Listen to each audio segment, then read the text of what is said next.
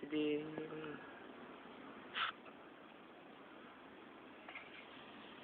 Simboy.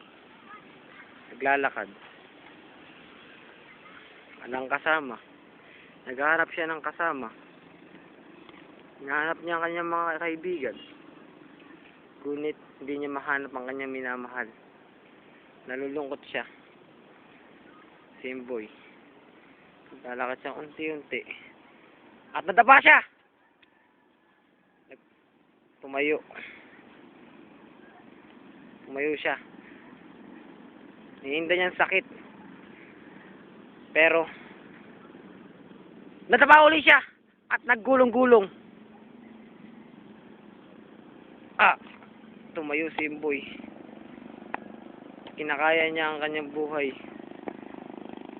Sabi niya sa sarili niya, kaya ko to. Kaya ko to.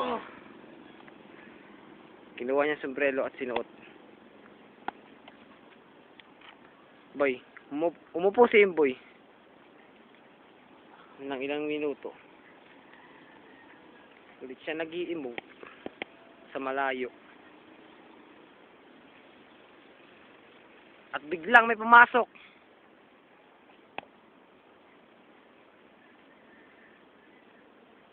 Hindi kilalang tao. Sumigaw. Nakita si Simboy. Nagalit ngayon si Luloy. Sinugod si Simboy. Nang walang pagkakatubili. Tumakbo si Simboy. Tumatakbo, nagmamadali. Nadapa si Simboy. Si Luloy sinugod. Sinusugod ni Luloy. Nakagalit si Binanata kagad, pak. Masama ang nangyari. Taxi ni sa tagiliran. Pagbubugbog si Simboy. Ni Luloy. Pak! Wala siya nagawa. Gumanti si Simboy na kaliwa. Bumaliktad si Luloy. Sumalida. Binambahan sa likod. Tumayo si Luloy. Diyagdagan ang sakit ng katawan ni Simboy. Lalo ng gigil. Mga ginagawa niya, pak. At naawa na rin si Luloy at umalis na. Tinabo sa lupa nang walang malay.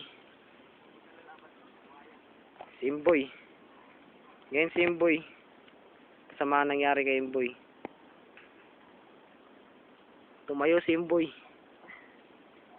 Sakit na nararamdaman niya. Ngunit mas masakit pa ang dinadanas niya sa pag-ibig. Nagalit si Simboy. Kinuha ang kanyang sombrero. Ang kanyang sombrero na minamahal. Nabigay pa sa kanya ng syota niya. Sinuot ni Simboy. At naglalakad. Naglalakad si Simboy. Naglalakad siya. Unti-unti naglalakad papunta sa puno. Bigla na patingala. Kala niya isang ibon. Pero hindi. Napahiling si Simboy.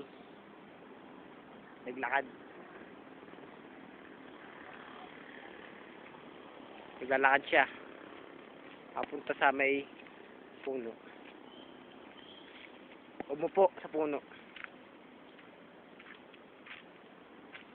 At nagpahinga, nag-ipon ng lakas. Sabi niya sa sarili, makakaganti rin ako kay Luloy. Makakaganti rin ako. Ngunit sa hindi kalayuan kay Simboy, hindi kalayuan, may nag-aabang palang panganib. Nag-aabang na panganib sa kanya.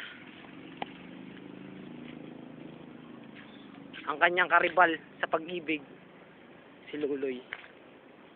Sabi ni Luloy, manda ka sa akin. Bakit mo siya inagaw? Sinugod ngayon si Simboy. Nagtatakbo, tas nadapa. Putang ina. Sinugod pa rin. Walang nagawa si Simboy, pinagbabalatan pa rin. Ngayon, hindi na siya titira ng buhay ni Luloy. Kinuha yung bato. Hinampas sa ulo. Nangisay si Imboy. Nangisay. Ang malagim na nangyari kay Imboy.